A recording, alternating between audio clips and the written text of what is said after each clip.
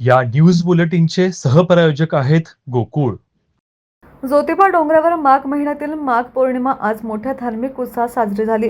रविवार आणि माघ पौर्णिमा एकाच दिवशी आल्याने ज्योतिबा मंदिरात भाविकांची अलोट गर्दी उसळली होती. पहाटेपासूनच हजारो भक्तांनी ज्योतिबा देवाचे दर्शन घेतले. मंदिर परिसरात दर्शनासाठी लांबच लांब रांगा लागल्या होत्या.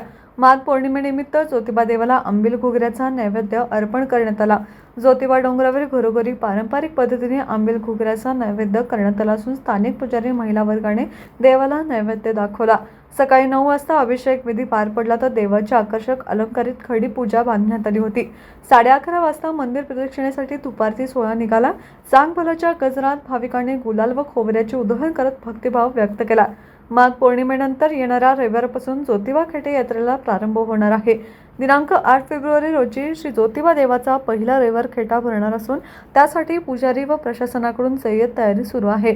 परंपरेनुसार कोल्हापूर ते ज्योतिबा डोंगर असा पायी अनवाणी प्रवास करून भाविक दर्शनासाठी येतात.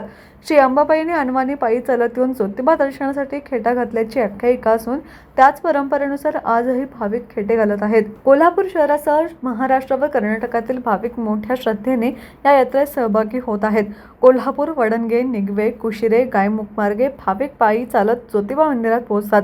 दिनांक 8 फेब्रुवारी ते 8 मार्चच्या कालावधीत 5 रविवार खेटे होणार असून 5व्या खेटाने अभिषेक, पोशाख व नैवेद्य अर्पण करून खेटे यात्रेची सांगता होणार आहे. भाविकांच्या सोयीसुविधांसाठी स्थानिक पुजारी व प्रशासन सज्ज झाले आहे. टीव्ही नेक्स्ट साठी पन्हाळ्याहून दत्तात्रय धडेल.